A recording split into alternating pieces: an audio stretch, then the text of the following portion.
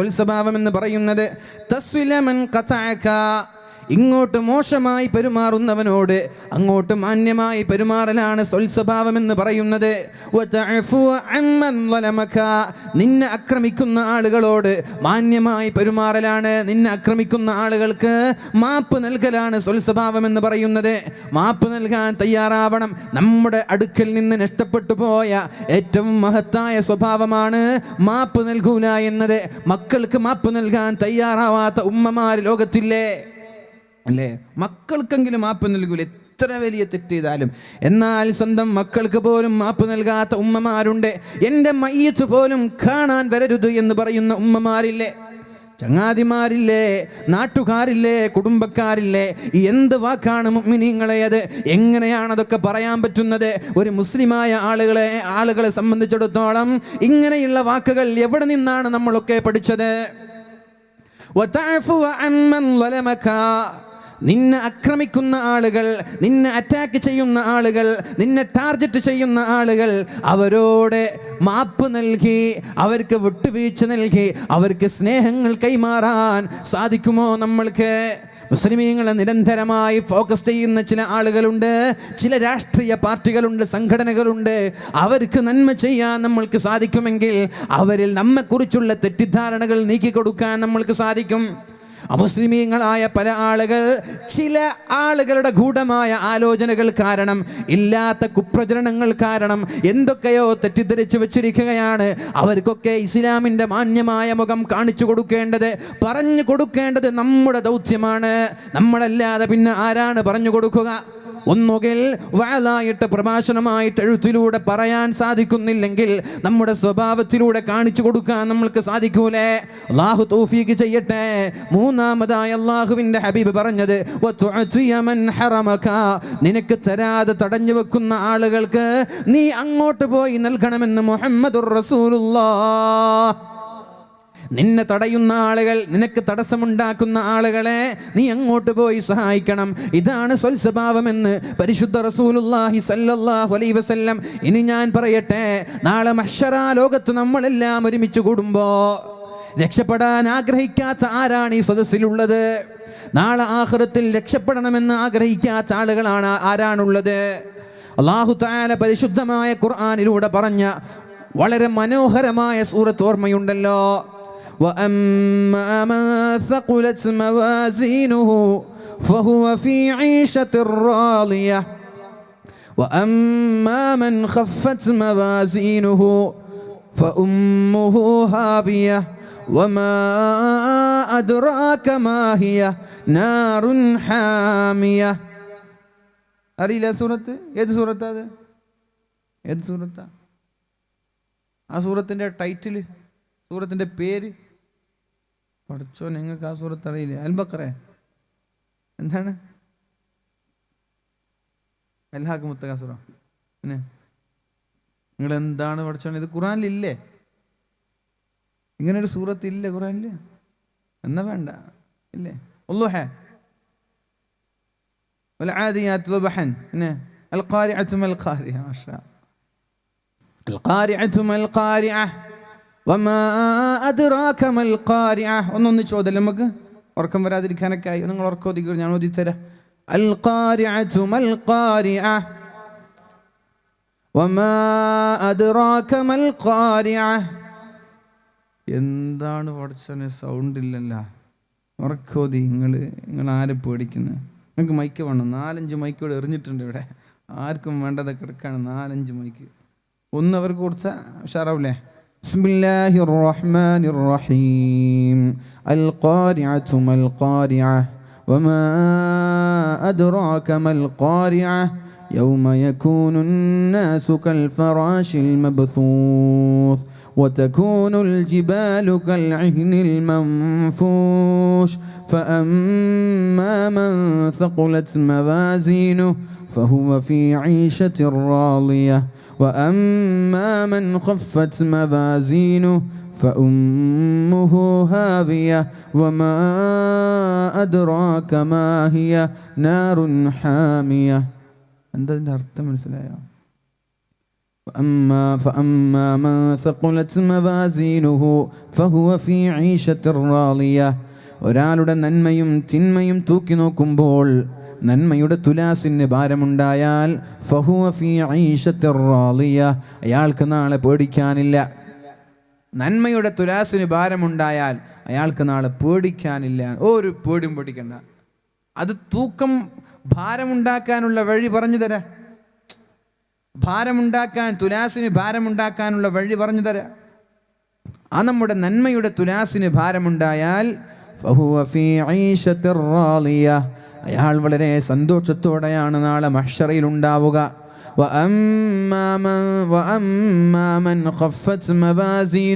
ഒരാളുടെ നന്മയുടെ തുലാസിന്റെ ഭാരം കുറഞ്ഞ് ചിന്മയ്ക്കാട് ഭാരമുള്ളതെങ്കിൽ അയാളുടെ അഭയം നരകത്തിലാണ്, ഹാവിയ എന്ന സ്ഥലത്താണ്. എന്താണ് ഹാവിയ എന്ന് പറഞ്ഞാൽ നിങ്ങൾക്കറിയുമോ? എന്താണ് ഹാവിയ? നാറുൻ ഹാമിയ, ശക്തമായ ചുട്ടുപൊള്ളുന്ന ഭയാനകമായ നരകമാണ് ഹാവിയ എന്ന് പറഞ്ഞാൽ. ഒരാളുടെ തുലാസിന്റെ ഭാരം ചുരുങ്ങിപ്പോയാൽ, കുറഞ്ഞു പോയാൽ അയാൾ നരകത്തിലാണ് എന്ന് ഉറപ്പാണെന്ന് പരിശുദ്ധമായ സൂറത്തുൽ ഖാരിഅയിലൂടെ അള്ളാഹു നമ്മെ പഠിപ്പിക്കുകയാണ്. ഇനി കേൾക്ക്, മഹാനായ അബൂദർദാ റളിയല്ലാഹു അൻഹു റിപ്പോർട്ട് ചെയ്യുന്ന ഒരു ഹദീസ് കാണാം. അബൂദർദാ റളിയല്ലാഹു അൻഹു പറയാണ്, മാ മിൻ ഷൈഇൻ അസ്ഖലു ഫീ മീസാനിൽ അബ്ദിൽ മുഅ്മിനി യൗമൽ ഖിയാമ മിൻ ഹുസ്നിൽ ഖുൽഖി. നാളെ ഖിയാമത്ത് നാളിൽ ഒരാളുടെ നന്മയും ചിന്മയും തൂക്കി നോക്കുമ്പോൾ നന്മയുടെ തുലാസിന് ഭാരം നൽകുന്ന അമലുകളിൽ ഹുസ്നുൽ ഖുൽഖിനെ, സ്വൽസ്വഭാവത്തെ മറികടക്കുന്ന മറ്റൊരു അമലില്ല എന്ന് മഹാനായ അബൂദർദാ റളിയല്ലാഹു അൻഹു. നമ്മുടെ തഹജ്ജുദിനോ, നമ്മുടെ സുബ്ഹി നിസ്കാരത്തിനോ, നമ്മുടെ ദിക്റിനോ, നമ്മുടെ തസ്ബീഹിനോ അല്ല, നമ്മുടെ സ്വൽസ്വഭാവമാണ് ഏറ്റവും വലിയ ഭാരമുണ്ടാവുക എന്ന് മഹാനായ അബൂദർദാ റളിയല്ലാഹു അൻഹു പറയുമ്പോൾ നമ്മളൊക്കെ മനസ്സിലാക്കേണ്ടത് വലിയ ആബിദാവുകയല്ല, സ്വഭാവം നന്നാക്കുകയാണ് വേണ്ടത്. അത് തന്നെയാണ്. വലിയ ആബിദാവലല്ല മുഅ്മിനീങ്ങളെ, സ്വഭാവം നന്നായിട്ട് മതി. ഇബാദത്ത് കൊടുക്കും, ഇബാദത്തിലെ വേണ്ടെന്നല്ല. ഇനിയിപ്പോൾ നാളെ നിസ്കരിക്കാതെ ഉസ്താദ് പറഞ്ഞു സ്വഭാവം നന്നാക്കിയ സ്വർഗം കിട്ടും, ഞാൻ സുബൈക്ക് ഉമ്മ എന്നെ വിളിക്കണ്ട, ഞാൻ സ്വഭാവം നന്നായിക്കോളാം, നിസ്കരിക്കാൻ എന്നെ കൊണ്ട് പറ്റൂല, അത് വേണ്ട. ഇബാദത്ത് എടുക്കണം, പക്ഷെ ഇബാദത്ത് കൊണ്ട് രക്ഷപ്പെടൂല സ്വഭാവം മോശമായാൽ.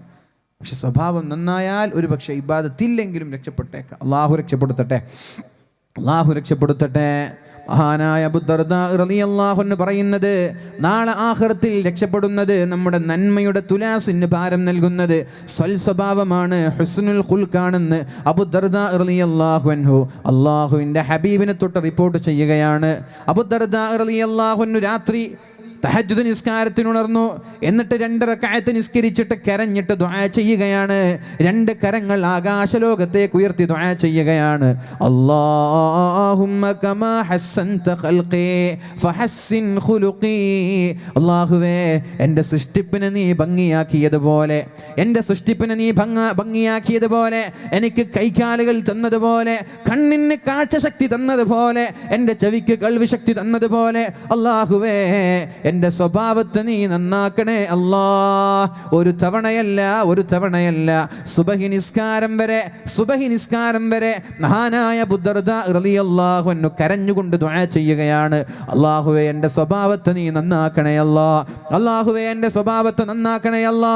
സുബഹി നിസ്കാരം കഴിഞ്ഞിട്ട് അബൂദർദാ റളിയല്ലാഹു അൻഹുവിൻ്റെ ഭാര്യ ചോദിക്കുകയാണ്, അല്ലയോ ഭർത്താവേ, ഞാൻ നിങ്ങളോട് ചോദിക്കട്ടെ, നിങ്ങൾ എന്തിനാണ് രാത്രി മുഴുവൻ സമയവും സ്വഭാവം നന്നാവാൻ വേണ്ടി ദുആ ചെയ്തത്? വേറെ എന്തൊക്കെ പ്രാർത്ഥനകളുണ്ട് സ്വഭാവം നന്നാവാൻ വേണ്ടി നിങ്ങൾ ദുആ ചെയ്യാനുള്ള കാരണം എന്ത് എന്ന് മഹാനായ അബൂദർദാ റളിയല്ലാഹു അൻഹുവിനോട് ഭാര്യ ചോദിച്ചപ്പോ അബൂദർദാ റളിയല്ലാഹു അൻഹു പറഞ്ഞത്, ഇന്നൽ അബ്ദൽ മുസ്ലിമ യുഹ്സിനു ഖുലുഖഹു. ഒരു മുസ്ലിമായ ഒരാൾ അയാളുടെ സ്വഭാവം നന്നാക്കിയാൽ ആ സ്വഭാവം കാരണം അല്ലാഹു അയാൾക്ക് സ്വർഗ്ഗം നൽകുമെന്ന്. ഒരു മുസ്ലിമായ ഒരാൾ അയാളുടെ സ്വഭാവം മോശമായാൽ അതുകൊണ്ട് അയാൾ നാളെ നരകത്തിൽ കിടക്കുമെന്ന് മഹാനായ അബൂദർദാ റളിയല്ലാഹു അൻഹു പറയുമ്പോൾ ഞാൻ ചോദിക്കട്ടെ, ഇന്നേവരെ എൻ്റെ സ്വഭാവം നന്നാക്കണമെന്ന് ദുആ ചെയ്ത എത്ര ആളുകൾ നമ്മുടെ സദസ്സിലുണ്ട്? എത്ര ആളുണ്ട്? അല്ലാഹുവേ, എൻ്റെ കടം കൊടുത്തു വിട്ടാൻ തൗഫീക്ക് നൽകണേ അല്ലാ, എൻ്റെ മക്കളെ സ്വാലിഹീങ്ങളിൽ ഉൾപ്പെടുത്തണേ അല്ലാ, എൻ്റെ കച്ചവടത്തിൽ ബറക്കത്ത് ചെയ്യണേ എന്നൊക്കെ ദുആ ചെയ്യുന്ന നമ്മൾ, അല്ലാഹുവേ എൻ്റെ സ്വഭാവം നന്നാക്കണേ എന്ന് ഇതുവരെ ദുആ ചെയ്ത ആരെങ്കിലും ഒരാൾ ഈ സദസ്സിലുണ്ടോ? എൻ്റെ സ്വഭാവം നന്നാക്കാൻ വേണ്ടി ഉണ്ടാവില്ല. കാരണം എന്തേ, നമ്മളൊക്കെ വിചാരിച്ച് നമ്മൾ വലിയ സ്വഭാവത്തിൻ്റെ ആളാണ് അല്ലേ? നിങ്ങൾക്കൊക്കെ അങ്ങനെ തോന്നുന്നില്ലേ? ഞാൻ വലിയ സ്വഭാവക്കാരനാണ്. ഞാനല്ല, നിങ്ങളെക്കുറിച്ച്, ഞാൻ എന്നെക്കുറിച്ച്, നിങ്ങളെല്ലാവരും, ഞാൻ എന്നെക്കുറിച്ച്, നിങ്ങളെക്കുറിച്ച്, എൻ്റെ സ്വഭാവത്തിന് എന്താ ഇപ്പോൾ കുഴപ്പം? ഞാൻ തർക്കേടില്ലല്ലോ എന്നൊക്കെ നമ്മൾക്ക് തോന്നാറില്ല. അതുകൊണ്ട് തന്നെയാണ് നമ്മൾ ദുആ ചെയ്യാത്തതും. പക്ഷേ ദുആ ചെയ്യുക. അബൂദർദാ റളിയല്ലാഹു അൻഹു ഉറങ്ങാതെ കരഞ്ഞ് ദുആ ചെയ്ത പ്രാർത്ഥന, അല്ലാഹുമ്മ കമാ ഹസ്സൻത ഖൽഖി, അല്ലാഹുവേ എൻ്റെ സൃഷ്ടിപ്പിനെ നീ ഭംഗിയാക്കിയതുപോലെ എൻ്റെ സ്വഭാവത്തെ നീ നന്നാക്കണേ എന്ന് മഹാനായ അബൂദർദാ റളിയല്ലാഹു അൻഹു ദുആ ചെയ്യുമ്പോൾ, സ്വഭാവം നന്നായാൽ അയൽവാസികൾ നമ്മോടടുക്കും, സ്വഭാവം നന്നായാൽ കുടുംബക്കാർ നമ്മോടടുക്കും. അപ്പോഴാണ് നല്ല കുടുംബ ബന്ധമുണ്ടാകുന്നത്. മഹാനായ സഈദ് ഇബ്നുൽ മുസയ്യിബ് റളിയല്ലാഹു അൻഹു, അദ്ദേഹത്തോട് ഒരാൾ വന്നിട്ട് പറഞ്ഞു, അല്ലയോ സഈദ് തങ്ങളെ, ലഖദ് മാത ഇബ്രാഹിം ഇബ്നു മുഹമ്മദ് ഇബ്നു തുൽഹ, ഇബ്രാഹിം എന്ന് പറയുന്ന ഒരാൾ മരിച്ചുപോയി എന്ന് പറഞ്ഞപ്പോൾ സഈദ് തങ്ങൾ ചോദിച്ചു, കൈഫ മാത, എങ്ങനെയാണ് മരിച്ചത്? സഈദ് തങ്ങളോട് ഇബ്രാഹിം എന്ന ഒരാൾ മരിച്ചു എന്ന് പറഞ്ഞപ്പോൾ സഈദ് തങ്ങൾ ചോദിച്ചു, എങ്ങനെയാണ് മരിച്ചത്? അപ്പോഴാണ് സഈദ് തങ്ങൾക്ക് മറുപടി നൽകിയത്, അദ്ദേഹത്തിൻ്റെ വീട് കൊഴിഞ്ഞാടി, അദ്ദേഹത്തിൻ്റെ വീട് തകർന്നു വീണ്, ശരീരത്തിലേക്ക് തകർന്നു വീണ്, വീട് മറിഞ്ഞു വീണിട്ടാണ് അയാൾ മരിച്ചത്, ഇബ്രാഹിം എന്ന ആൾ മരിച്ചത്. അപ്പോഴാണ് മഹാനായ സഈദ് തങ്ങൾ പറഞ്ഞത്, ലാ യുംകിനു ഹാദാ, ഇബ്രാഹിം എന്ന് പറയുന്ന ആൾ ഇങ്ങനെ മരിക്കൂല എന്നെനിക്ക് ഉറപ്പാണ്. കേൾക്കണേ, ശബ്ദം വളരെ സാഹൂതം ശ്രദ്ധിക്കേണ്ട വിഷയമാണിത്. ഇബ്രാഹിം എന്ന് പറയുന്ന സഹോദരൻ നിങ്ങൾ പറഞ്ഞതുപോലെ വീട് മറിഞ്ഞു വീണ് മരിക്കൂല.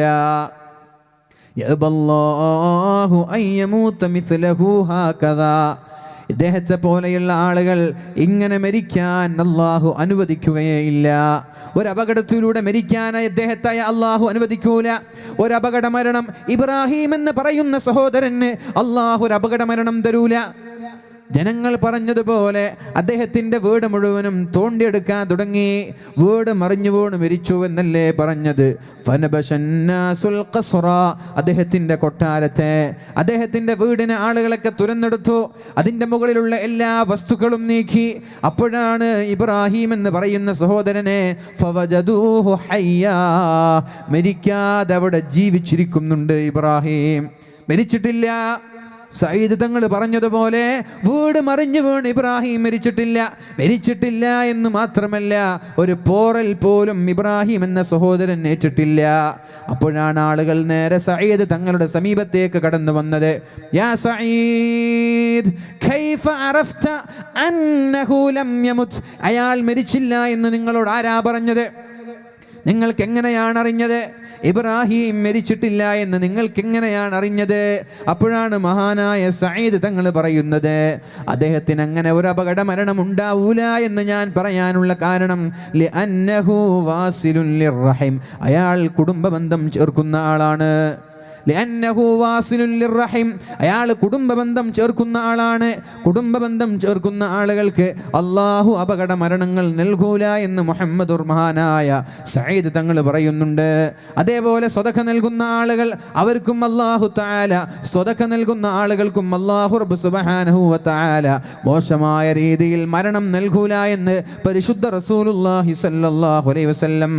അതുകൊണ്ട് മുഅ്മിനീങ്ങളെ, നല്ല സ്വൽസ്വഭാവികളായി ജനങ്ങളോടൊക്കെ നല്ല ബന്ധത്തോടെ, കുടുംബത്തോടും അയൽവാസികളോടും വളരെ മാന്യമായി പെരുമാറാൻ നമ്മൾ തയ്യാറാവണം. അല്ലാഹു റബ്ബ് സുബ്ഹാനഹു വ തആല തൗഫീഖ് നൽകുമാറാവട്ടെ. അല്ലാഹു റബ്ബ് സുബ്ഹാനഹു വ തആല തൗഫീഖ് നൽകട്ടെ. പരിശുദ്ധമായ ഖുർആനിന്റെ ഒരു ആയത്ത് കാണാം, ഫബിമാ റഹ്മത്തിൻ മിനല്ലാഹി ലിൻത ലഹും, നിങ്ങൾ ആളുകളോട് വളരെ മാന്യമായി പെരുമാറുന്നത് അല്ലാഹുവിൻ്റെ കാരുണ്യം കൊണ്ടാണ്. ഉത്തമമായ സ്വഭാവത്തിന്റെ ഉടമ. എന്താണ് ഉത്തമമായ സ്വഭാവം? അല്ലാഹു പറയാണ്, ഫബിമാ റഹ്മത്തിൻ മിനല്ലാഹി ലിൻത ലഹും, നിങ്ങൾ അല്ലാഹുവിൻ്റെ കാരുണ്യമുള്ളത് കൊണ്ടാണ് ജനങ്ങളോട് മാന്യതയോടെ പെരുമാറാൻ നിങ്ങൾക്ക് സാധിച്ചത്. വലൗ കുൻത ഫല്ലൻ ഗലീലൽ ഖൽബി ലൻഫല്ലൂ മിൻ ഹൗലിക്. നിങ്ങളൊരു മോശമായ സ്വഭാവത്തിൻ്റെ ഉടമയായിരുന്നെങ്കിൽ ജനങ്ങളെല്ലാം നിങ്ങളിൽ നിന്ന് ഓടിപ്പോകുമായിരുന്നു. അതുകൊണ്ട് ഉത്തമമായ സ്വഭാവം എന്ന് പറഞ്ഞാൽ എന്താ? ഫഅഫു അൻഹും, മാപ്പ് നൽകലാണ്. ഫഅഫു അൻഹും, ആളുകൾക്ക് മാപ്പ് നൽകലാണ് ഉത്തമമായ സ്വഭാവം. നിങ്ങൾക്ക് അള്ളാഹു നൽകിയ ഏറ്റവും റഹ്മത്ത് കൊണ്ട്, അള്ളാഹുവിൻ്റെ കാരുണ്യം കൊണ്ട് അള്ളാഹു നൽകിയ ഏറ്റവും നല്ല സ്വഭാവം ആളുകൾക്ക് മാപ്പ് നൽകലാണ്. ജനങ്ങൾക്ക് മാപ്പ് നൽകാൻ തയ്യാറായത് കൊണ്ടാണ് ജനങ്ങൾ നിങ്ങളിലേക്ക് അടുക്കുന്നത് എന്ന് പരിശുദ്ധ ഖുർആനിൽ അള്ളാഹു പറയുമ്പോൾ മോശക്കാരായ സ്വഭാവക്കാരിൽ നിന്ന് ആളുകൾ അകലുകയാണ് ചെയ്യുന്നത്. റസൂലുള്ളാഹി സ്വല്ലല്ലാഹു അലൈഹി വസല്ലമ തങ്ങളുടെ സമീപത്തേക്ക് ഒരു അറാബി കടന്നു വരികയാണ്. നബി തങ്ങളുടെ സമീപത്തേക്ക് ഒരു അറാബി കടന്നു വരികയാണ്. എന്നിട്ട് അള്ളാഹുവിൻ്റെ ഹബീബ് ഒരു തട്ടമുട്ടിരുന്നു ഷോൾഡറിൽ. നിങ്ങൾക്ക് കുറേ ആളുകൾ തണുക്കുന്നത് കൊണ്ട് തട്ടൊക്കെ ഇട്ട് വന്നിട്ടുണ്ട്. നബി തങ്ങൾ ഇങ്ങനെ ഒരു പരുപരുക്കനായ ഒരു തട്ടം ഷോൾഡറിൽ ഇട്ടിരുന്നു. ഒരു അറാബി, ഇവിടെ ശ്രദ്ധിക്കണേ, ഒരു അറാബി വന്നിട്ട് നബി തങ്ങളുടെ ഷോൾഡർ പിടിച്ചു, ഒരു വെലി വലിച്ചു. നബി തങ്ങളുടെ ഷോൾഡറിൽ തട്ടമുണ്ട്. അറാബി ആ തട്ടം പിടിച്ചൊരു വെലി വലിച്ചു. നബി തങ്ങൾ ശരീരം ഒന്നടങ്കം തിരിഞ്ഞുപോയി. അനസ് തങ്ങൾ പറയാണ്, ഞാൻ നബി തങ്ങളുടെ ഷോൾഡർ നോക്കിയപ്പോൾ അവിടെ മുഴുവനും ആ ഷോൾഡർ വലിച്ച സ്ഥലത്ത് സ്ക്രാച്ചുകൾ, രക്തത്തിൻ്റെ പാടുകളുണ്ട്. എന്നിട്ട് നബി തങ്ങൾ അദ്ദേഹത്തെ തിരിഞ്ഞു നോക്കി. ഫളഹിക, അദ്ദേഹത്തോട് ചിരിച്ചു. ചിരിച്ചപ്പോഴാണ് ആ അറാബി പറഞ്ഞത്, യാ മുഹമ്മദ്, മുഹമ്മദേ, നിന്റെ അനുയായികളോട് എനിക്ക് നിങ്ങളുടെ അനുയായികളിൽ നിന്ന് അള്ളാഹു നൽകിയ സമ്പത്തിൽ നിന്ന് എനിക്ക് സമ്പത്ത് തരാൻ നിന്റെ സ്വഹാബാക്കളോട് പറയും. മുഹമ്മദേ, നിന്റെ അനുയായികളോട്, സ്വഹാബാക്കളോട് എനിക്ക് ക്യാഷ് തരാൻ പറയൂ നബിയെ എന്ന് ആ അറാബി അള്ളാഹുവിൻ്റെ ഹബീബിൻ്റെ ഷോൾഡറിൽ ഉണ്ടായിരുന്ന തട്ടം പിടിച്ചു വലിച്ചപ്പോൾ റസൂലുള്ളാഹി സ്വല്ലല്ലാഹു അലൈഹി വസല്ലം അയാളെ നോക്കി പുഞ്ചിരിച്ചിട്ട് സ്വഹാബാക്കളോട് പറയാണ്, എന്താണോ അയാൾക്ക് വേണ്ടത് അത് കൊടുക്കൂ സ്വഹാബാക്കളെ. ഞാൻ ചോദിക്കട്ടെ, നിങ്ങൾ ആരെങ്കിലും ഒരാൾ ജുമഅക്ക് പള്ളിക്ക് പോകുമ്പോൾ ഒരു തട്ടം നിങ്ങളുടെ ഷോൾഡറിലിട്ട് പോയി എന്ന് വിചാരിക്കുക. അല്ലെങ്കിൽ അത് വേണ്ട, നിങ്ങൾ ജുമഅക്ക് വേണ്ടി പോയതാണ്, ഏതോ ഒരാൾ പിരിവിന് വേണ്ടി പള്ളിയിലേക്ക് വന്നു. പള്ളിയിലേക്ക് കയറുമ്പോൾ നിങ്ങളുടെ കോളർ പിടിച്ചു വലിച്ചു. എടാ, എൻ്റെ കയ്യിലുള്ളത് കൊണ്ടാന്ന് പറഞ്ഞ് നിങ്ങൾ കൊടുക്കുമോ? നിങ്ങൾ ഇവിടെ ഇല്ലേ? ഉറങ്ങ, നിങ്ങൾ കൊടുക്കുമോ? ഇതൊന്നും പറയുന്നില്ല. നിങ്ങൾ കൊടുക്കുമോ? ഒരാൾ കോളർ പിടിച്ച് വലിക്കാൻ പള്ളിയിൽ നിന്ന് പിരിവിന് വന്നതാണ്, മക്കളെ കല്യാണത്തിന് വേണ്ടി പിരിവിന് വന്നതാണ്. അങ്ങനെ പള്ളിക്ക് കയറുമ്പോൾ കോളർ പിടിച്ചിട്ട് ഇങ്ങോട്ട് പാടാം. പൈസ എടുക്കുന്ന പറഞ്ഞാൽ ഈ പിന്നെ ഭിന്നലിംഗക്കാരുണ്ടല്ലോ, ഭിന്നലിംഗക്കാർ, ട്രാൻസ്ജെൻഡേഴ്സ് അല്ലേ, ഹിജടകൾ. പഠിച്ചോനെ, ട്രെയിനിലെങ്ങാനും കുടുങ്ങിപ്പോയി. ഒരു ദിവസം ഞാൻ ട്രെയിനിൽ ചെന്നൈ മേലയിൽ ഏതോ ഒരു പരിപാടിക്ക് വേണ്ടിയിട്ട് കാസർഗോഡ് നിന്ന് വരാൻ ഒരു ട്രാൻസ്ജെൻഡർ വന്നിട്ട് നേരെ ഷോൾഡറിൽ കൈ വെച്ചു. എന്താ ചെയ്യുക, എടുക്കുന്നു, 10 കൊടുത്തു, പോരാ, പിന്നെ എടുക്കുന്നു. ഇങ്ങനെ ചില പേടിപ്പിച്ചിട്ടൊക്കെ പൈസ വാങ്ങുന്ന ആളുകളുണ്ട്. അതേപോലെ നമ്മൾ പള്ളിയിൽ കയറുമ്പോൾ ഒരാൾ വന്നിട്ട് കോളർ പിടിച്ചിട്ട് പൈസ താന്ന് പറഞ്ഞ് ഞങ്ങൾ കൊടുക്കുമോ? നിങ്ങൾ ആട്ടി ഓടിക്കൂല, നിങ്ങളാരാ എന്ന് പറഞ്ഞ് 4 അടി കൊടുത്തു വിടൂലേ? നബി തങ്ങൾ അങ്ങനെയല്ല ചെയ്തത്. നബി തങ്ങൾ അള്ളാഹുവിൻ്റെ ഹബീബായ മുഹമ്മദുർ റസൂലുള്ളാഹി സ്വല്ലല്ലാഹു അലൈഹി വസല്ലമ തങ്ങൾ പുഞ്ചിരിച്ചുകൊണ്ട് പറയുകയാണ് സ്വഹാബാക്കളോട്, ഇദ്ദേഹത്തിന് എന്താണോ ആവശ്യമുള്ളത് അത് കൊടുക്കൂ സ്വഹാബാക്കളെ. ഇദ്ദേഹത്തിന് ആവശ്യമുള്ളത് കൊടുക്കാൻ പറഞ്ഞു. സ്വഹാബാക്കൾ കൊടുത്തു. വളരെ സന്തോഷത്തോടെ അദ്ദേഹം തിരിച്ചു പോവുകയാണ്. ഈ ഒരു രീതിയിലേക്ക് നമ്മുടെ സ്വഭാവം മാറ്റാൻ സ്വഹാബാക്കളെ പോലെ, അള്ളാഹുവിൻ്റെ ഹബീബിനെ പോലെ ഈ ഒരു രീതിയിലേക്ക് നമ്മുടെ സ്വഭാവം മാറ്റാൻ നമ്മൾക്ക് സാധിക്കണം. അല്ലാഹു തൗഫീഖ് നൽകുമാറാവട്ടെ. മഹാനായ അബ്ദുല്ലാഹി ഇബ്നു ഉമർ റളിയല്ലാഹു അൻഹു റിപ്പോർട്ട് ചെയ്യുന്ന ഒരു ഹദീസ് കാണാം. ജാഅ റജുലുൻ ഇലൻ നബി സല്ലല്ലാഹു അലൈഹി വസല്ലം, അല്ലാഹുവിൻ്റെ ഹബീബിൻ്റെ സമീപത്തേക്ക് ഒരാൾ കടന്നു വന്നിട്ട് പറഞ്ഞു, യാ റസൂലല്ലാഹ്, അല്ലാഹുവിൻ്റെ ഹബീബേ, കം നഅഫു അനിൽ ഖാദിം, ഞങ്ങളുടെ അടിമകൾക്ക് ഞങ്ങൾ എത്രത്തോളം മാപ്പ് നൽകണം നബിയേ? വീട്ടിൽ ജോലിക്കാരുണ്ടാകും, പഴയ കാലത്തെ അടിമകൾ, സെർവൻസ്, മെയ്ഡുകൾ ഉണ്ടാകും. അപ്പോൾ അവർക്ക് എങ്ങനെയാണ് ഞങ്ങൾ മാപ്പ് നൽകേണ്ടത്? എത്രത്തോളം മാപ്പ് നൽകണം? അടിമകളെന്ന് പറഞ്ഞാൽ യജമാനൻ പറയുന്നത് ചെയ്യൽ നിർബന്ധമാണ്. അങ്ങനെയുള്ള അടിമകൾക്ക് എങ്ങനെയാണ് ഞങ്ങൾ മാപ്പ് നൽകേണ്ടത്? എത്രത്തോളം മാപ്പ് നൽകണം? നബി തങ്ങൾ മിണ്ടാണ്ടിരുന്നു.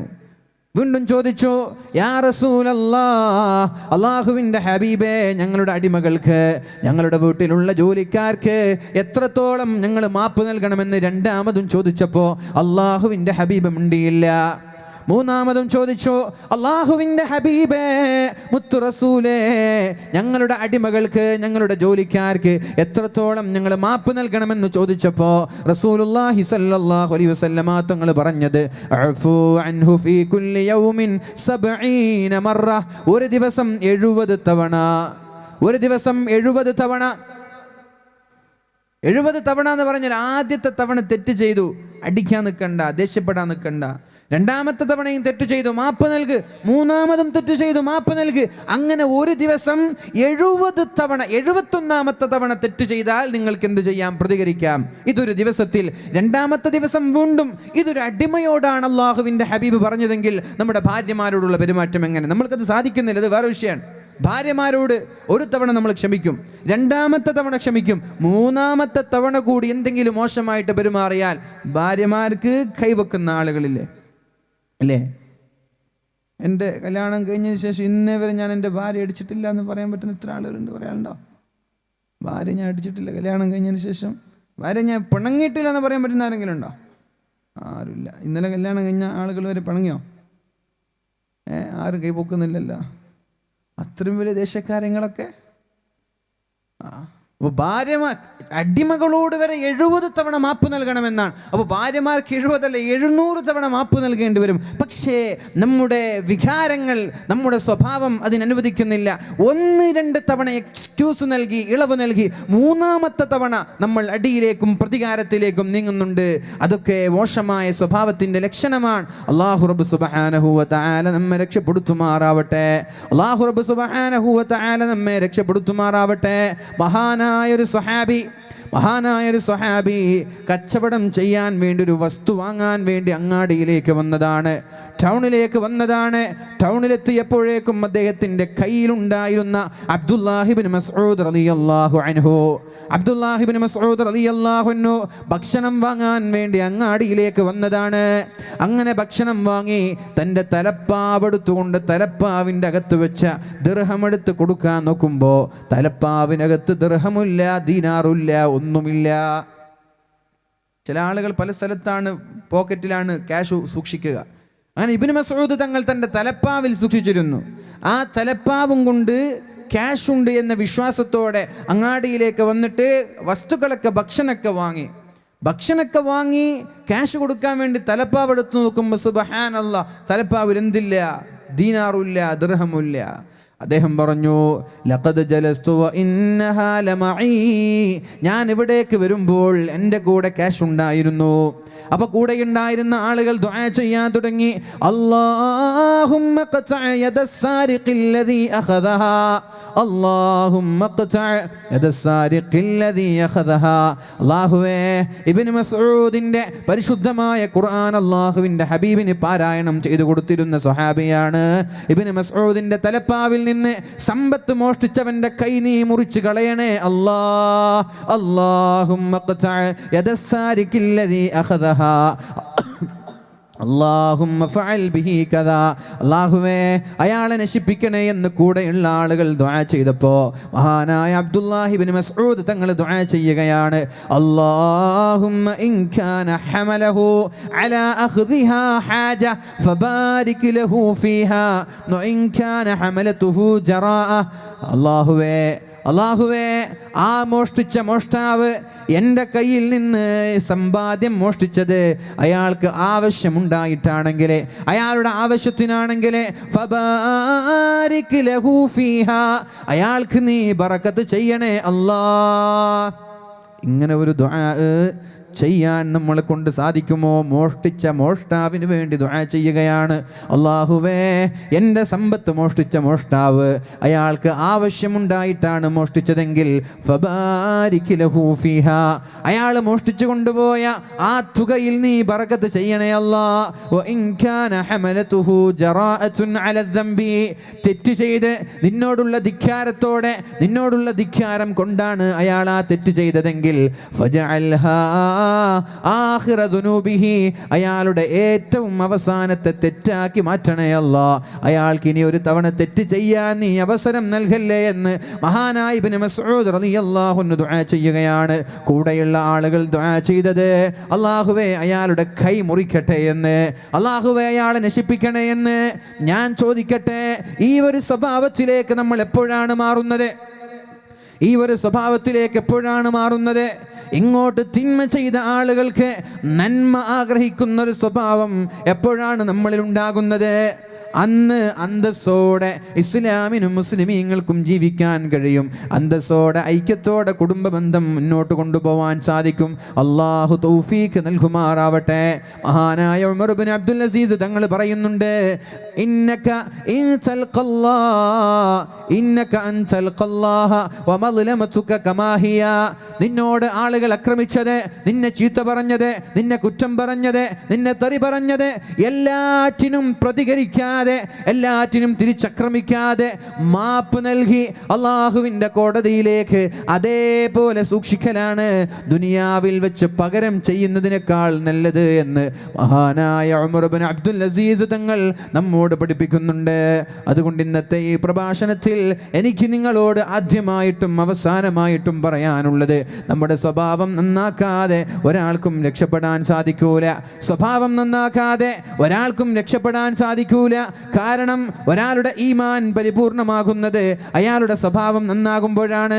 സ്വഭാവം മോശമായാൽ ഇന്ന ശർറന്നാസി ഇൻദല്ലാഹി മൻസിലതൻ യൗമൽ ഖിയാമ, നാളെ ഖിയാമത്തിലെത്തുമ്പോൾ, നാളെ അന്ത്യനാളിലെത്തുമ്പോൾ, നാളെ ഖിയാമത്ത് നാളിൽ അല്ലാഹു കോടാനക്കോടി ആളുകളെ ഒരുമിച്ച് കൂട്ടുമ്പോൾ ഏറ്റവും വലിയ മോശക്കാരൻ ആരാണെന്നറിയുമോ?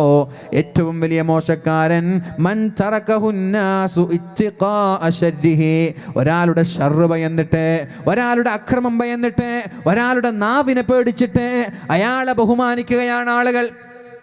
വരുമ്പോൾ എണീറ്റ് നിന്നില്ലെങ്കിൽ അയാൾ പാര വെച്ചേക്കാം. കമ്മിറ്റിയിൽ അയാൾക്ക് അനുകൂലമായി സംസാരിച്ചില്ലെങ്കിൽ അടുത്ത കമ്മിറ്റിയിൽ നിന്ന് പുറത്താക്കിയേക്കാം. അയാളുടെ ഇഷ്ടം കൊണ്ട് പിന്തുണക്കുകയല്ല. പ്രസിഡന്റ് ആരാ? അപ്പോൾ എല്ലാവരും കൈപൊക്കാൻ. ആ കൈപൊക്കിയത് ഇയാളുടെ ഇഷ്ടം കൊണ്ടോ ഇയാളുടെ കഴിവ് കൊണ്ടോ അല്ല. പിന്നെയോ ഇയാളെ പേടിച്ച് എങ്ങാനും ഇയാളുടെ കൂടെ നിന്നില്ലെങ്കിൽ ഇയാൾ വലിയ മുതലാളിയാണ്, ഇയാൾ നല്ല സ്ഥാനമുള്ള രാഷ്ട്രീയ നേതാവാണ്, ഞാൻ കൈപൊക്കിയില്ലെങ്കിൽ ഇയാൾ ഏതെങ്കിലും ഒരു രീതിയിൽ എനിക്ക് പാര വെക്കുമെന്ന് ഉറപ്പാണ്. അതുകൊണ്ട് യാല്ല ഞാനും ഉണ്ട്, മുമ്പത്തെ മാപ്പിള പറഞ്ഞതുപോലെ അല്ലേ, അങ്ങനെ എല്ലാവരും കൈപൊക്കാൻ, പേടിച്ചിട്ട് കൈപൊക്കാൻ. ഇങ്ങനെ പേടിച്ച് കൈപൊക്കുക. ഇന്ന ശർറന്നാസ്, ഈ ആരെയാണോ പേടിക്കുന്നത് അവരാണ് ലോകത്തിലെ ഏറ്റവും വലിയ ചെമ്മാടി. ജനങ്ങളിലെ ഏറ്റവും വലിയ ചെമ്മാടയാളാണ്. ആളുകളെ സമ്പത്ത് കാട്ടി പേടിപ്പിക്കുക, ആളുകളെ സ്ഥാനമാനം കാട്ടി പേടിപ്പിക്കുക, ആളുകളെ കൂടെയുള്ള കൊട്ടേഷൻ സംഘങ്ങളെ കാണിച്ച് പേടിപ്പിക്കുക, ആളുകളെ അധികാരത്തിൻ്റെ ഹുങ്ക് കാണിച്ചുകൊണ്ട് പേടിപ്പിക്കുക. അവരാണ് ഖിയാമത്ത് നാളിലെ ഏറ്റവും വലിയ ചെമ്മാടി എന്ന് മുഹമ്മദുർ റസൂലുള്ളാഹി സ്വല്ലല്ലാഹു അലൈഹി വസല്ലം. ഇന്ന ശർറന്നാസി ഇൻദല്ലാഹി മൻസിലതൻ യൗമൽ ഖിയാമ, നാളെ ഖിയാമത്ത് നാളിൽ ഏറ്റവും വലിയ ചെമ്മാടി മൻ തറകഹുന്നാസു ഇത്തിഖാ അശ്ശർരി, അയാളുടെ ഷർറിനെ ഭയന്നിട്ട് ആളുകളെ അയാളിലേക്ക് അടുക്കാറില്ല. അയാളെ കാണുമ്പോൾ മാറി നിൽക്കുകയാണ്, അയാളോട് പ്രത്യേകമായി മിണ്ടാറില്ല. മിണ്ടിയാൽ എന്തെങ്കിലും ഒരു തെറി പറയും, മിണ്ടിയാൽ ഏതെങ്കിലും ഒരു രീതിയിൽ മോശത്തോടെ പെരുമാറും. അങ്ങനെ ആളുകൾ ഇദ്ദേഹത്തെ പേടിച്ച് മാറി നിൽക്കുന്നുണ്ടെങ്കിൽ അയാളാണ് ഖിയാമത്ത് നാളിലെ ഏറ്റവും വലിയ ചെമ്മാടി എന്ന് മുഹമ്മദുർ റസൂലുള്ളാഹി സ്വല്ലല്ലാഹു അലൈഹി വസല്ലം. അതുകൊണ്ട് ഈ മഹത്തായ രാത്രിയിൽ, വെള്ളിയാഴ്ച കഴിഞ്ഞ ഈ രാത്രിയിൽ പരിശുദ്ധ റസൂലുള്ളാഹി സ്വല്ലല്ലാഹു അലൈഹി വസല്ലമ തങ്ങളുടെ സ്വഭാവം എന്തായിരുന്നോ ആ ഒരു സ്വഭാവത്തിലേക്ക് മാറാൻ നമ്മൾക്ക് സാധിക്കണം. ആയിഷ ബീവി റളിയല്ലാഹു അൻഹയോട് അല്ലാഹുവിൻ്റെ ഹബീബായ മുത്തു റസൂലുള്ളാഹി സ്വല്ലല്ലാഹു അലൈഹി വസല്ലമ തങ്ങൾ ചോദിച്ചില്ലേ? ആയിഷ ബീവിയോട് ചോദിക്കുകയാണ് സ്വഹാബാക്കൾ, അല്ലാഹുവിൻ്റെ ഹബീബിൻ്റെ സ്വഭാവം എന്തായിരുന്നു എന്ന്. അപ്പോഴാണ് ആയിഷ ബീവി പറഞ്ഞത്, കാന ഖുലുഖുഹു ഖുർആന, എൻ്റെ ഭർത്താവിൻ്റെ സ്വഭാവം ഖുർആനാണ്, എൻ്റെ ഭർത്താവ് നടക്കുന്ന ഖുർആനായിരുന്നു. ഖുർആൻ അല്ലാഹു വെറും ഓതി വിടാൻ വേണ്ടി ഇറക്കി വിട്ടതല്ല. ഖുർആൻ വെറും ഓതി വിടാൻ വേണ്ടി ഇറക്കി വിട്ടതല്ല. ഓതുന്നതോടൊപ്പം ആ ഖുർആൻ പറയുന്ന സ്വഭാവം നമ്മുടെ ജീവിതത്തിൽ പകർത്താൻ വേണ്ടിയാണ് അല്ലാഹു നമ്മളിലേക്ക് ഖുർആൻ ഇറക്കിയത്. നമ്മൾ വിചാരിച്ചു നമ്മളാകെ ഖുർആൻ ഓതാൻ വേണ്ടി മാത്രം ഉപയോഗിച്ചു. ചില ആളുകൾ ഖുർആൻ ഓതാറില്ല. ഒരു ദിവസം ഒരു ജുസ് ഓതുന്ന എത്ര ആളുകളുണ്ട്? ഒരു മാസത്തിലൊരു ഖത്തം തീർക്കുന്ന ആളുകളുണ്ട് ഇവിടെ. ഉണ്ടാ ഉണ്ടാ? ഒന്ന് നോക്ക് കൈപ്പൊക്കെ, ഒന്നും വിചാരിക്കാൻ വേണ്ടിയിട്ടല്ല, ഒന്ന് കൈപ്പൊക്കെ. ഒരു മാസത്തിലൊരു ഖത്തം തീർക്കുന്ന ആളുകൾ നിങ്ങൾ വിചാരിക്കുന്നുണ്ട് ഉസ്താദ് എന്താ ഇപ്പം എല്ലാറ്റിനും ഇങ്ങനെ കൈപ്പൊക്കുന്നു? കുറേ കൈപ്പൊക്കുന്നു, കുറേ വട്ടം പൊക്കിയ ഉറക്കം വരാതിരിക്കാൻ വേണ്ടിയിട്ട് ഇങ്ങനെ ഓരോന്ന് ചെയ്യാണേ. ആരുമില്ലേ കൊണ്ടോട്ടിക്കാരെ? ഇത് പ്രശ്നമാണ്. ഉണ്ടാ? മാഷാ അല്ലാഹ്. വേറെണ്ടാ?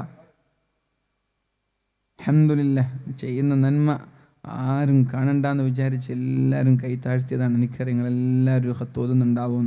അള്ളാഹു നമ്മുടെ നാട്ടിൽ ബർക്കത്ത് ചെയ്യട്ടെ. ഇത് അള്ളാഹു നിലനിർത്തട്ടെ. ഏത് നിലനിർത്തട്ടെ?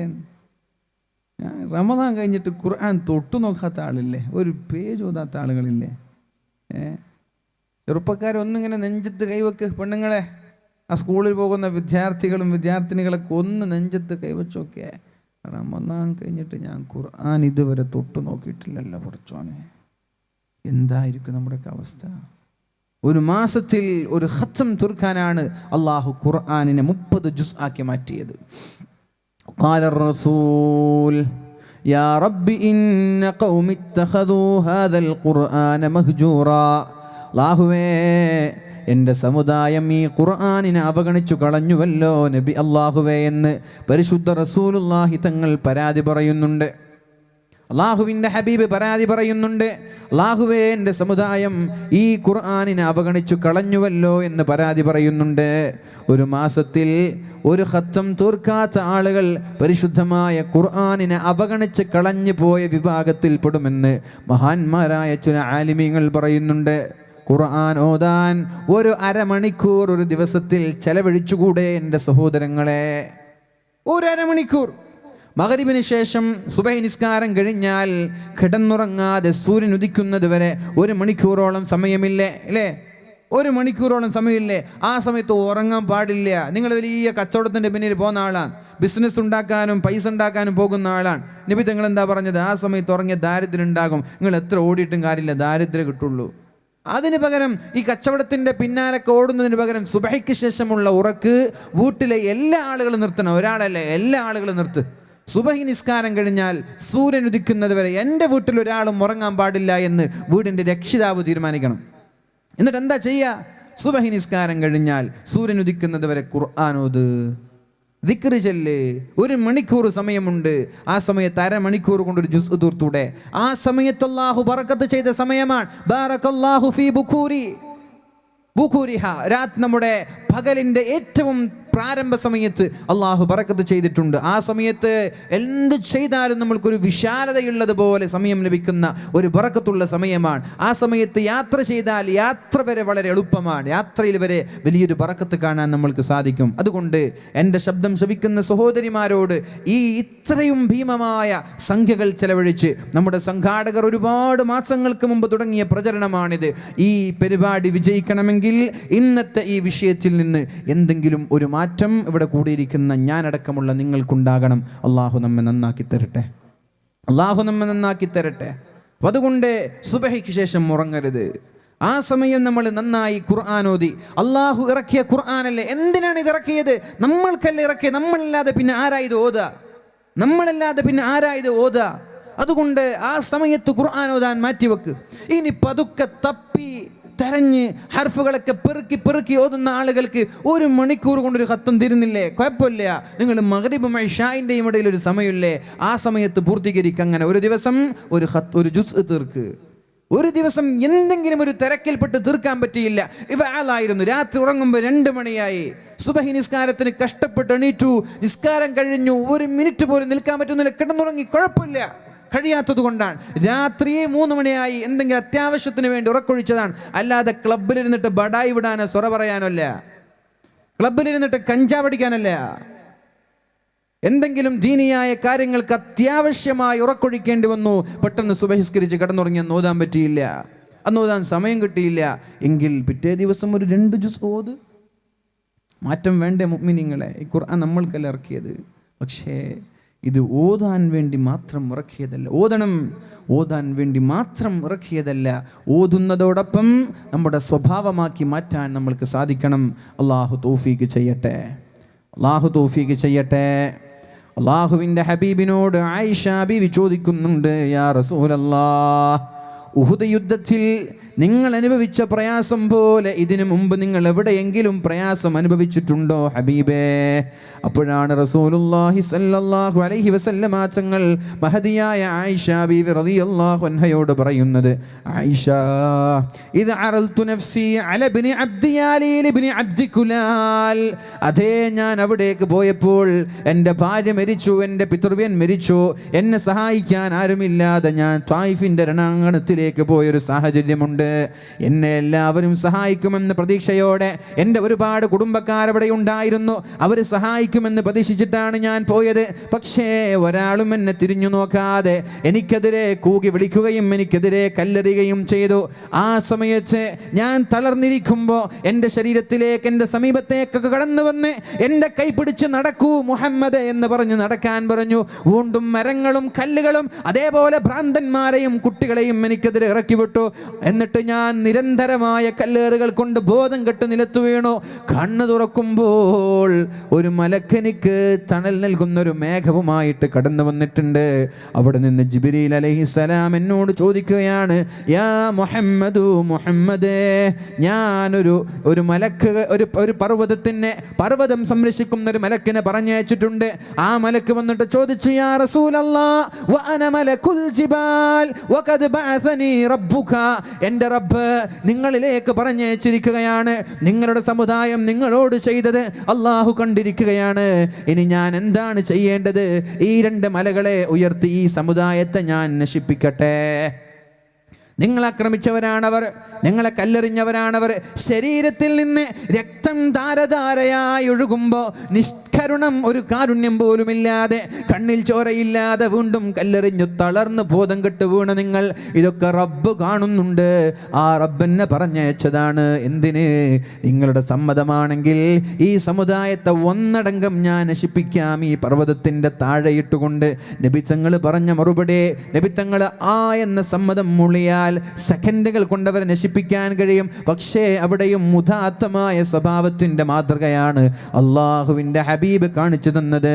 നബി തങ്ങൾ പറഞ്ഞു, വേണ്ട, അവർ മരിച്ചാൽ, അവരെ നശിപ്പിച്ചാൽ എനിക്കെന്തുപകാരമുള്ളത്? അവർ തോറ്റുപോയാൽ അതുകൊണ്ട് എനിക്കെന്ത് നേട്ടമാണുള്ളത്?